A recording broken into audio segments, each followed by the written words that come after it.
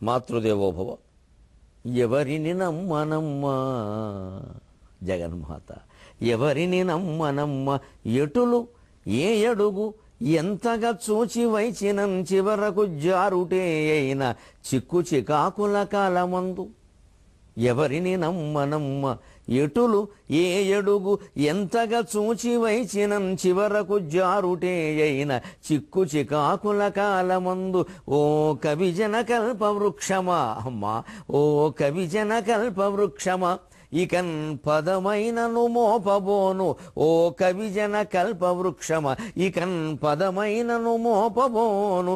నీ దివిజవరార్చితాంఘ్రులను దీక్షగబట్టెద దరిచూపుమా. నీ దివిజవరార్చితాంఘ్రులను దీక్షగబట్టెద దారిచూపుమా.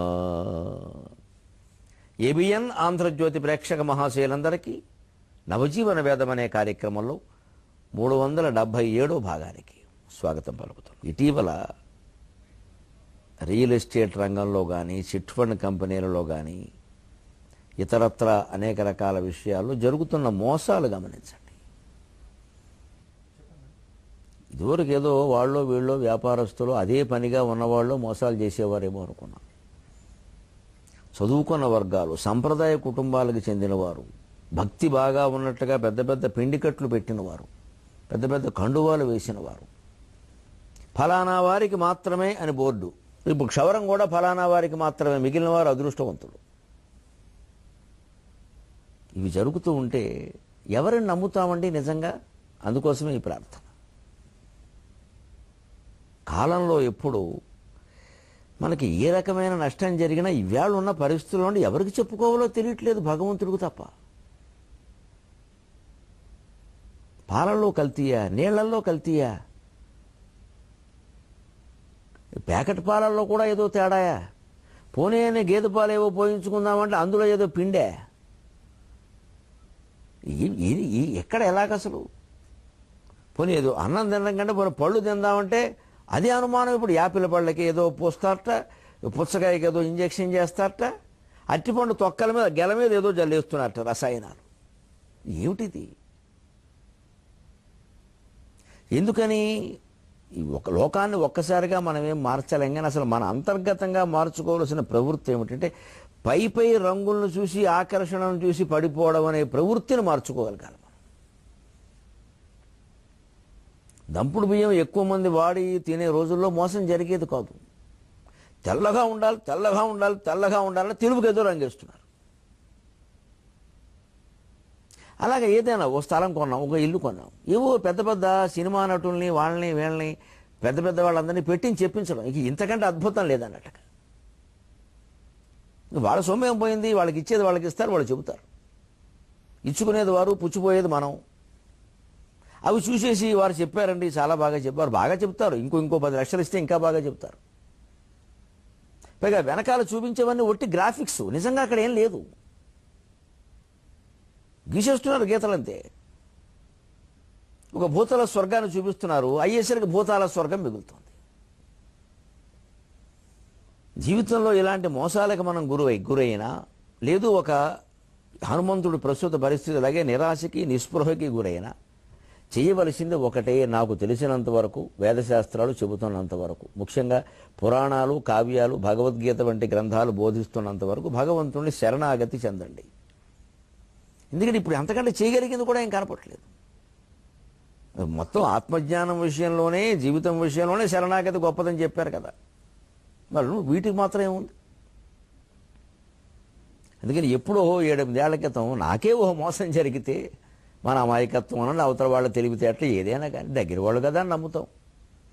వాళ్ళతోనే తేడా వస్తే అప్పుడు అల్లుకున్న పద్యం ఇప్పుడు అనేక రకాల పరిస్థితులకి ఉపయోగిస్తుంది కదా అని చెబుతాం. ఎవరిని నమ్మనమ్మ, ఎటులు ఏ అడుగు ఎంతగా చూచి వైచినం, చివరకు జారుటే అయిన చిక్కు చికాకుల కాలమందు. ఆ జాగ్రత్త తీసుకోవాలి, ఆ కాగితాలు చూసుకోవాలి, ఈ నేల చూడాలి, ఏదో చెబుతారు. అన్నీ చూసినా జరుగుతూనే ఉన్నాయి. ఎన్ని చూస్తాం? అన్నీ చూసే పిల్లని చేసుకునేవారు పూర్వం. అయినా మొత్తం కాపురాల్లో తేడాలు వచ్చినవి లేవా? ఇప్పుడు యువతి యువకులే స్వయంగా అన్నీ చూసేసుకుని వాళ్లే రకరకంగా చూసేసుకోవడం ఏం కాలం ఇంకా రకరకాలు అన్నీ అయి పెళ్లి చేసుకుంటున్నారు. నిలబడుతున్నాయా? పోనీ లేదు ముహూర్తం ప్రకారం జరిగిన పూర్వకాలం నెల అప్పుడు మాత్రం గొడవలు లేవా? విడాకులు తక్కువగా ఉండొచ్చు, ఎందుకంటే అప్పుడు ఆ పరిస్థితి ఎలా ఉన్నా అసలు విడాకులు అనే మాట మనస్సుకు వచ్చేది కాదు అక్కడ.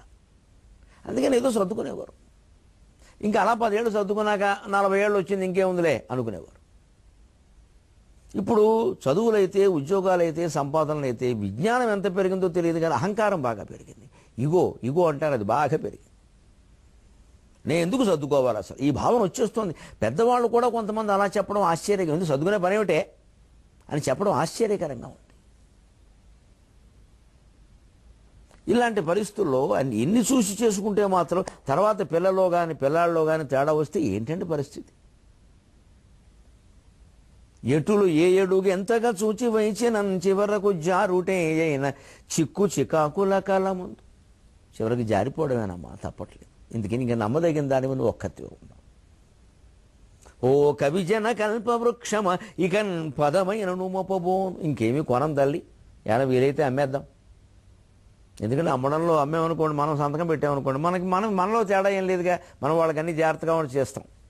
మనం ఏదైనా కొనుక్కుంటేనాగా వచ్చి ఇంకొద్దులేమ్మా చాలు, ఈ మాయలు చాలు, ఈ మోసాలు చాలు, ఇంకొద్దమ్మా, ఇంకేమొద్దు. పదమైన నుమపబోను. ఇంకెక్కడికి అడుగు ముందేనమ్మా.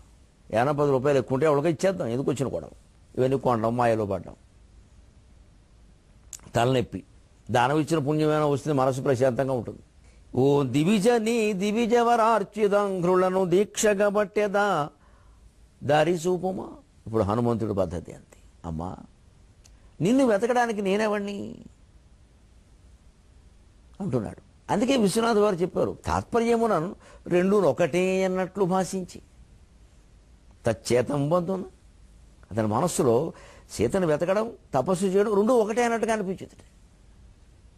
అంటే సీత సాక్షాత్ బాలా త్రిపుర సుందరి, శ్రీరాముడు సాక్షాత్ పరమేశ్వరుడు. వాళ్ళని వెతకడం అంటే ఆది దంపతుల్ని వెతకడం, ఒక్కటి చేయడం. వాళ్ళు ఆడుకునే నాటకంలో భాగంగా వాళ్ళు అలా దూరం అవ్వడం, దగ్గర అవ్వడం చేస్తారు. కానీ మనం అవ్వడం అండి వాళ్ళని కలపడానికి మనం ఎంత, మన ప్రయత్నం ఎంత, దానికి వాళ్ళ దయ ఉండాల్సింది. అందుకని భగవద్ అన్వేషణ, ఆత్మాన్వేషణ అనే మనం చేసే పురుష ప్రయత్నం గ్రంథాలు చెప్పినట్టుగా చాలా పట్టుదలగా చేయవలసిందే. కానీ అదంతా భగవంతుడు తప్పకుండా కరుణిస్తాడనే గొప్ప నమ్మకంతో చేయాలి. ఎందుకంటే ఆయన తల్లి లాంటి వాడు. తల్లికి బిడ్డకి అడుగులు నేర్పుతూ ఉంటే ఏమాత్రం పక్కకి పడినా మా అమ్మ నన్ను పట్టుకుంటుందనే నమ్మకంతో బిడ్డ నడుస్తాడండి. గాలిలో కూడా అడుగులేస్తాడు ఆధారం లేకుండా. ఎందుకని తల్లి ఉంది అక్కడ, పట్టుకుంటుంది. గొప్ప నమ్మకం అది. నన్ను ఇలా వదిలేసి ఏదో థ్రెడ్మిల్ టెస్ట్ మీద పిల్లాడిని వదిలేసి తల్లి పారిపోతుందంటే పిల్లాడు ఎందుకు చేస్తాడా పని? భగవంతుడి విషయంలో మనం అలాగే ఉండాలి. ఇక్కడ ఒక మాట మనం చెప్పుకోవాల్సింది, ఇవాళ చాలామంది యువతరంలో పెరుగుతున్న ఒక ప్రవృత్తి ఆత్మహత్య. ఇటీవల దాని మీద చర్చలు కూడా బాగా జరుగుతున్నాయి. ఆ ప్రసక్తి సుందరకాండలో కూడా వచ్చింది. హనుమంతుడు ఒక దశలో విసిగిపోయి వెతికి వేసారిపోయి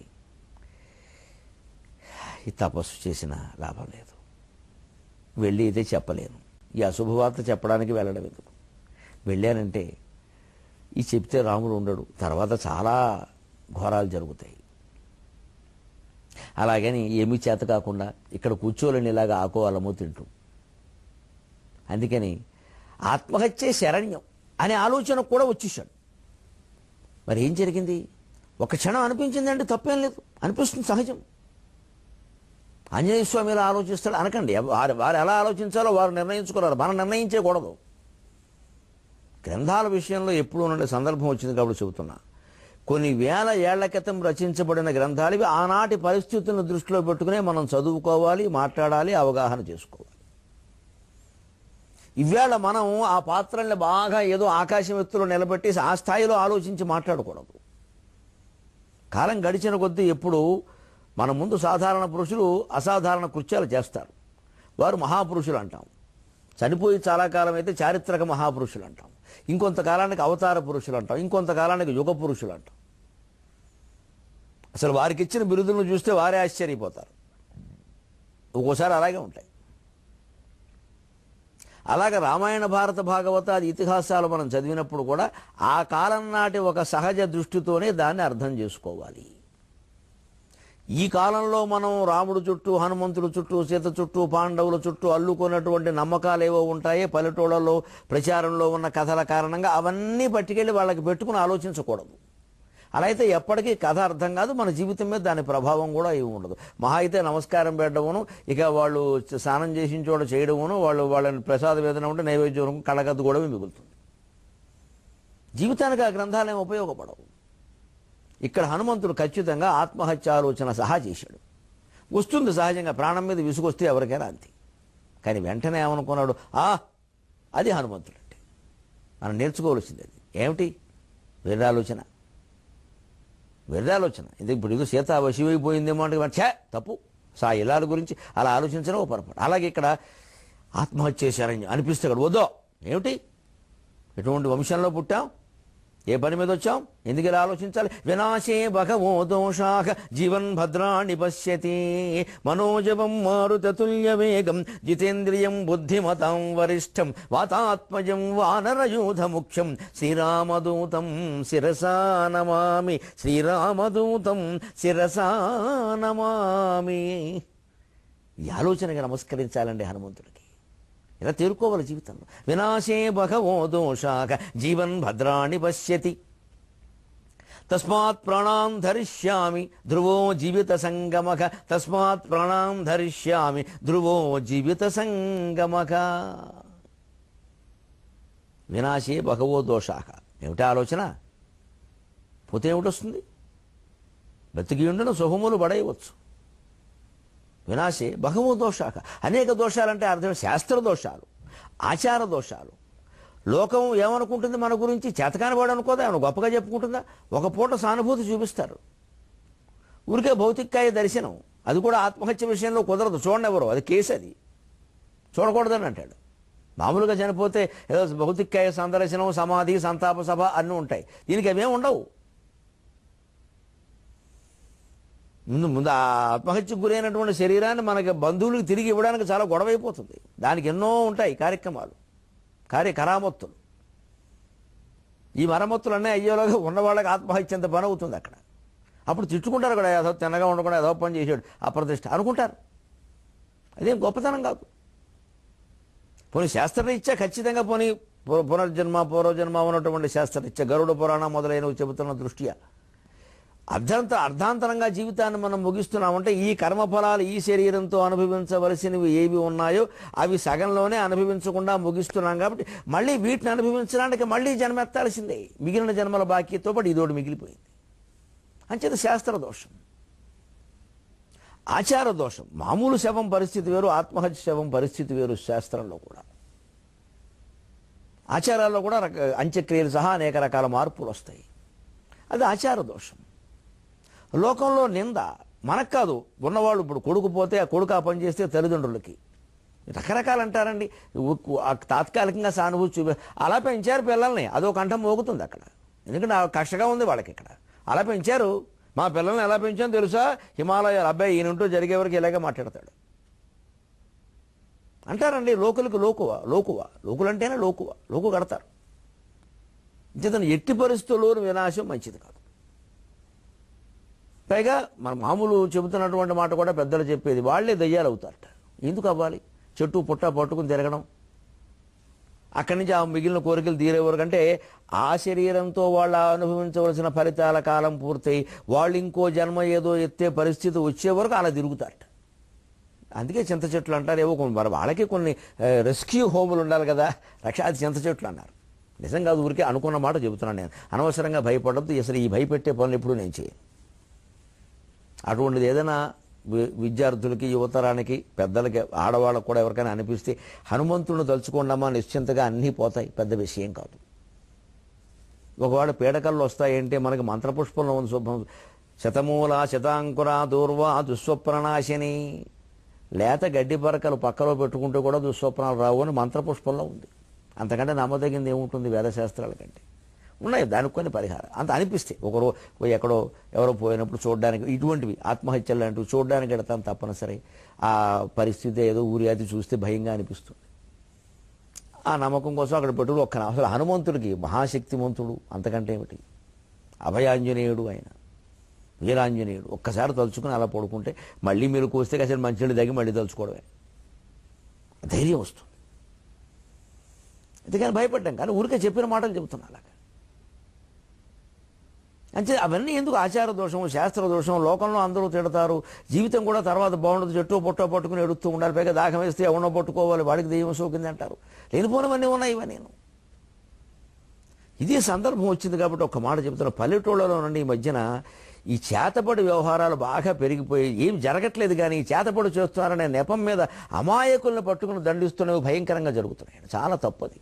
అసలు చేతబడి అంటే మీరేవో మంత్రాలు తంత్రాలు అంటున్నారు కదా, ఆలోచించండి. అవన్నీ మంత్రాలు బీజాక్షరాలు అవన్నీ ఉంటాయి కదా. ఆ అమాయక బలహీన వర్గాల ప్రజలకు అసలు అవి పలుకుతాయండి?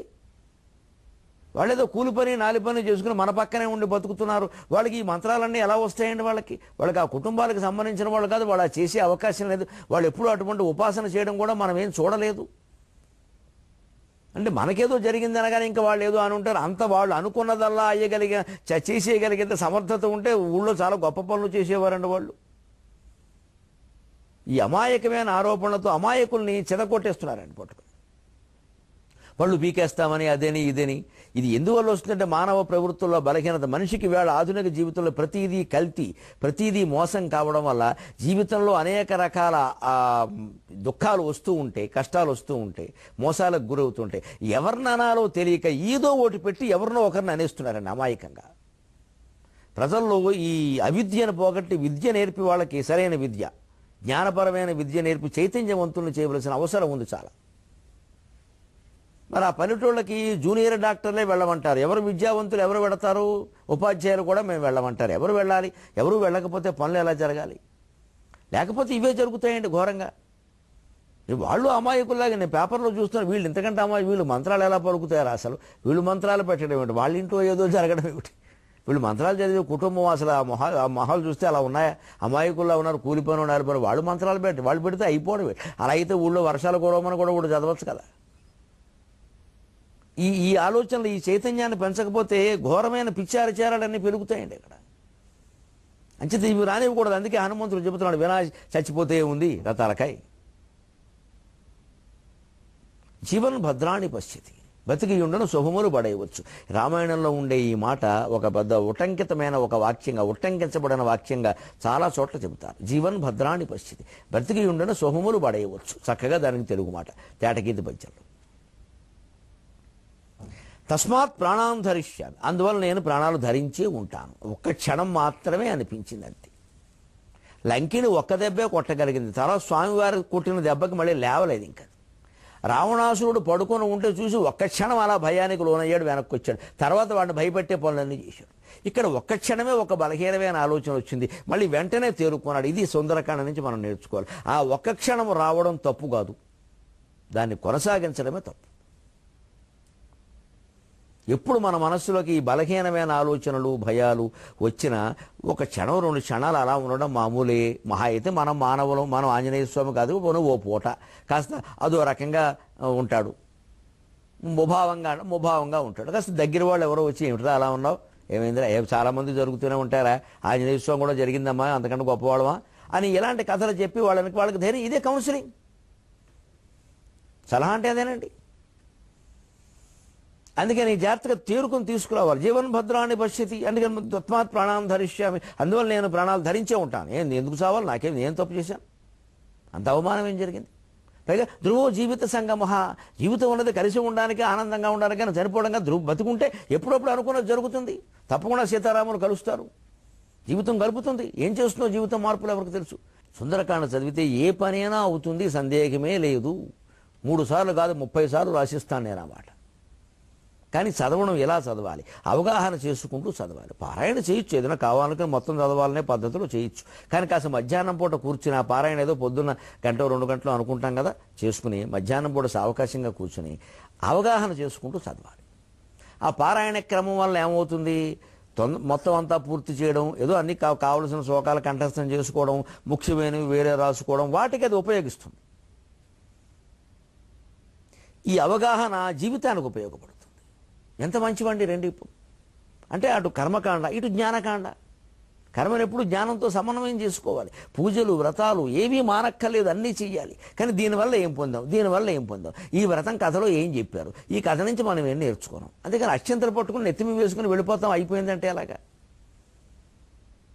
ఆ కథాతత్వాన్ని తెలుసుకుంటే అన్ని వ్రతాలు చాలా గొప్పవి. వినాయక వ్రత కల్పం, సత్యనారాయణ వ్రత కథ, అనంత పద్మనాభస్వామి వ్రత కథ, ఎంత లక్ష వృత్తుల నోము కథ, ఏదైనా సరే ఒక అద్భుతమైన తత్వం ఉంటుందండి. భారతీయ సాహిత్యం సామాన్యమైంది కాదమ్మా. వాళ్ళు ఋషులు, మహానుభావులు, వాళ్ళు పెట్టింది అది. మన కథలన్నీ శివుడు పార్వతీదేవికి చెప్పినట్టుగా ఉంటాయి. శివుడు పార్వతీదేవికి ఎక్కలు చెబుతాడా, లెక్కలు చెబుతాడా? ఎంత తత్వం ఉండే కథలు చెబుతాడమ్మా ఆయన. శివుడంటేనే తత్వమూర్తి. అమ్మవారెవరు? శుద్ధ సీమంతో సింధూరీకృత పాదాబ్జ ధూళిక సకలాగము సందోహ సుక్తి సంపుట మౌక్తిక. ఆవిడ అడగడం ఏమిటి, ఆయన చెప్పడం ఏమిటి, మన కోసం కాకపోతే. మరి ఆ కథలను ఎలా నేర్చుకోవాలి మనం? ఆ తత్వం పట్టుకోవాలి. ఎప్పుడు ఆ కర్మకాండకి ఆ తత్వాన్ని జోడించకపోతే వృధా అయిపోతుంది అది. ఈ ఒట్టి పేళ్ళు పుడకలు మిగులుతాయి అక్కడ. అందుకని ఇలా జోడిస్తూ చూడండి ఎంత బాగుంది. ఇవాళ తెలుగు పద్యంగా ఒక్క మాట చెబుతున్నాను నేను. ఎవరైనా ఆత్మహత్య చేసుకున్నారన్న విషయం తెలిస్తే అందున ఒక యువకుడు, ఒక యువతి, నాకైతే ఎంత బాధ అనిపిస్తుంది. ఇన్ని ఉన్నాయి, ఇన్ని శాస్త్రాలు ఉన్నాయి, ఇన్ని గ్రంథాలు ఉన్నాయి, నేనున్నానమ్మా, నిన్ను కాపాడలేకపోయాను, నేను బాధపడతా. అయ్యో, నేను ఆ సమయానికి ఆ పిల్ల దగ్గర ఉంటే ఏదైనా 2 మాటలు చెప్పేవాడినేమో. టీవీలో నా కార్యక్రమం చూస్తుందేమో, అమ్మాయి అమ్మా ఇలా చూస్తూ నవజీవన వేదం చూస్తూ కూడా ఇలా చేసుకుంటావా తల్లి అని అనగలిగేవాడినేమో. పోనీ నాకు ఆడపిల్లలు లేరు, ఆ పిల్లని నేను కాపాడేవాడినేమో, నా పిల్ల అనుకుని అని ఒక్కసారి నాకేమనిపిస్తుందో ఆ భావాన్ని చెబుతున్నాను. ఈ భావాన్ని మీ పిల్లలకి చెప్పండి. అలాంటి పరిస్థితులు ఏదైనా అమంగళం ప్రతిహత మొక్క ఎవరింట్లో ఎటువంటి దుఃఖం రావద్దు, కానీ జరుగుతున్నాయి కాబట్టి చెబుతున్నా. ఈ భావాన్ని ముందే చెప్పగలగాలి. ఉరివేయజూతువా ఉయ్యాలలో నుండి తల్లి నేర్పిన మనోధైర్యమునకు. ఆత్మహత్య చేసుకోవాలనే ఓ పెద్ద మనిషి చేసుకునే ముందు ఒక్కసారి ఈ పద్యం చదివి ఆ తర్వాత కూడా అనిపిస్తే ముందు నన్ను ఊరేసి తర్వాత నువ్వు చేసుకోవయ్యా. ఎందుకంటే మా పద్యాలు, మా శాస్త్రాలు, మా పురాణాలు ఏవి నిన్ను కాపాడలేకపోయాయి కదా, మేమంతా ఓడిపోయినట్టే కదా. ఉరివేయజూతువా ఉయ్యాలలో నుండి తల్లి నేర్పిన మనోధైర్యమునకు. మృత్యువందింతువా ఏండ్లు పోరాడిన జాతి నేతల యశశ్చంద్రికలకు. మృత్యువందింతువా ఏండ్లు పోరాడిన జాతి నేతల యశశ్చంద్రికలకు. చావులికింతువా సంప్రదాయ సుగంధ బంధురాంధ్ర కవీంద్ర పద్యములకు. చావులిఖింతువ సంప్రదాయ సుగంధ బంధురాంధ్ర కవీంద్ర పద్యములకు. విషపాత్రనిత్తువ వేదాంత సచ్చాస్త్ర పురాణాది శస్త్రములకు. విషపాత్రనిత్తువ వేదాంత సచ్చాస్త్ర పురాణాది శస్త్రములకు. ఒక్క దురదృష్ట ఘట్టాన ఉరికి సిద్ధమ్ము కాకుము, గురికి సిద్ధపడుము. ఒక్క దురదృష్ట ఘట్టాన చిక్కుబడిన ఉరికి సిద్ధమ్ము కాకుము, గురికి సిద్ధపడుము. పడగొట్టుదాక వెన్కడుగు లేదు. ఒక్క దురదృష్ట ఘట్టాన చిక్కుబడిన ఉరికి సిద్ధమ్ము కాకుము, గురికి సిద్ధపడుము. పడగొట్టుగాక వెన్కడుగు లేదు. ఆత్మ హత్యకు కాదు జ్ఞానార్థమనుము. ఆత్మ హత్యకు కాదు జ్ఞానార్థమనుము. ఆత్మ ఉన్నది హత్య చేసుకోవడానికి కాదు, జ్ఞానం పొందడానికి, ఆత్మజ్ఞానం కోసం. ఆత్మహత్య ఏమిటండి? అసలు ఆ సమాసం కూడా తప్పే. శాస్త్రరీత్యా హత్య అనే మాటే తప్పు, వ్యాకరణం ప్రకారం కుదరదు అది. దాంట్లో చాలా ఇబ్బందులు ఉన్నాయి. హంతకుడు అన్నందుకు పెద్దవాళ్ళనే తప్పు పట్టారు వ్యాకరణం తెలిసిన వాళ్ళు. అలా అంటారు, ఏదో అనేసారు, అడుగులో ఉంది అన్నారు. ఎందుకని ఆ మాటే తప్పు. వ్యాకరణం రీత్యా కూడా దాంట్లో పొరపాట్లు ఉన్నాయి, ఏదో వాడేస్తున్నాం అంతే. మంచిది, ఆ పని అసలే తప్పు. ఏదైనా జరుగుతూ చూడండి, మానవ తప్పిదం, ఆ మానవ తప్పిదం అన్న సమాసం తప్పు. మానవ దోషం అనాలి, మానవ తప్పిదం అని కూడా మానవ దోషం, లేదా మానవులు చేసిన తప్పిదం అనాలి, లేదా అనకూడదు. అలాగే ఇలా కొన్ని ఉంటాయి. అసలు ఆత్మహత్య మాట వ్యాకరణం రీత్యా కుదరదు, కష్టం అది. అందుకే ప్రాచీన సంస్కృత కావ్యాల్లో ఆ మాట ఉండదు, హననం అని ఉంటుంది, హత్య ఉండదు. ఇది అలా వాడుకలోకి వచ్చేసింది. ఆ మాట తప్పే, ఆ పని అంతకంటే తప్పు. ఉరివేయజూతువా ఉయ్యాలలో నుండి తల్లి నేర్పిన మనోధైర్యమునకు. మీ అమ్మగారు నీకు ధైర్యం నేర్పలేదా? అదేమిటి, మన పాటల నిండా అదే ఉంది. 9 వాకిళ్ళ దొడ్డి లోపలను 5 శత్రులు మిత్రులైదుగురు అంతటా 3 మూర్ఖులున్నారు తెలివి తెలిపేవాడు దేవుడున్నాడు జో అచ్యుతానంద జో జో ముకుంద లాలి పరమానంద రామ గోవింద. ఈ పాట మీ అమ్మగారు పాడలేదా? అప్పుడు ధైర్యం రాలేదా? 6 శత్రువులు అంటే ఏమిటయ్యా? 9 వాకిళ్ళ దొడ్డి అంటే నవరంధ్రాలతో ఉన్న శరీరం. 6 శత్రువులు అంటే కామక్రోధ లోభమోహ మదం ఆశ్చర్యాలు ఉంటారని ఉయ్యాల్లో పిల్లాడికి చెప్పారయ్యా. ఉరేసుకునేవాడికి చెప్పరా? జీవితంలో ఆలోచించుకోవద్దా? పాటలు విని మ్యూజిక్ టప్పట్లు కొడతామా? ఇదేమిటయ్యా నేర్చుకోవడం? సాహిత్యం అర్థం లేని సాహిత్యం ఒక వ్యర్థం కాదా? అర్థం లేని బ్రతుకులాగే పాట అర్థమేం తెలియదమ్మా. ఎప్పటికీ పాటలు అర్థం తెలుసుకోరా? ఉరికే పాడమేనా? త్యాగరాజ కీర్తనలు పాడుతూ మనం డబ్బులు ఆశిస్తున్నాం ఎక్కువ అంటే ఇంక భోగాలు ఆశిస్తున్నాం. మనం భోగరాజులం, ఆయన త్యాగరాజు. ఆ కీర్తనలో మనకేం వంట పడట్లా. వాళ్ళు బాగా పడారు, వీళ్ళు బాగా పడారు, నాకు ఎప్పుడూ అవకాశం ఇలా వారికి. ఇవన్నీ ఈ మాటలన్నీ ఉంటే అసలు త్యాగరాజు మనకు అనవసరం. ఏం నేర్చుకున్నాం మనం? ముందు మన పాట నుంచి మనం నేర్చుకోవాలి కదా. తల్లి నేర్పిన మనోధైర్యం మనకు. అలాగే ధైర్యం నేర్పలేదా? అంతటా 3 మూర్ఖులు ఉన్నారు, త్రిగుణాలు. కానీ తెలివి తెలిపేవాడు దేవుడున్నాడు తెలిపి. ఎందుకు ఆ ధైర్యం ఏమైంది? అలాగే వేదశాస్త్రాలు ఏమైనాయి? సంప్రదాయ సుగంధ బంధువులు ఆంధ్ర కవీంద్ర పద్యములకు నన్న నుండి నా వరకు రాసిన ఏ పద్యాలు నీకు ప్రాణం పోయలేకపోయా కుర్రాడా? ఇన్ని చేసుకోవాలా? నిజమే. ప్రత్యేక హోదా మాత్రం మునికోటి ఆత్మహత్య చేసుకోవడం ఏంటండి? కోటి మంది మునులు రాసిన సాహిత్యం ఏమైపోయిందండి? మునికోటి విరచిత సాహిత్యం ఆ వ్యక్తిని కాపాడలేకపోయింది. ఈ బలహీనతలు పోవాలి మనుషుల్లో. ఒక్కసారి ఏదైనా దురదృష్టంలో చిక్కుకున్నాము అంటే ఉరికి కాదు, గురికి, మళ్ళీ చేస్తా, మళ్ళీ ప్రయత్నిస్తా. సిద్ధపడాలి. పడగొట్టుదాకా వెనకడుగు లేదు. ఆత్మ ఉన్నది జ్ఞానం పొందడం కోసం తప్ప హత్య చేసుకోవడానికి కాదు. ఇది సుందరకాండ నుంచి మనం గ్రహించవచ్చు.